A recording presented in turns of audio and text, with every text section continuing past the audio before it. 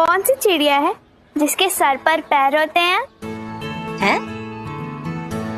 ऐसी कौन सी चिड़िया है जिसके सर पर पैर होते हैं? अम्मा ऐसा भी कोई चिड़िया होता है का? है, मैं आपको अभी दिखा सकती हूँ, लेकिन उसके लिए आपको मानना पड़ेगा कि आप बुद्धू हैं। नहीं नहीं नहीं, सोचने तो दो हमें।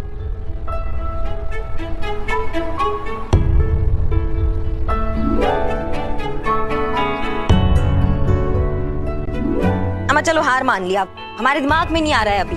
तुम बताओ। आप कोई भी चिड़िया देख लो, सबके सर पर और पैर होते हैं।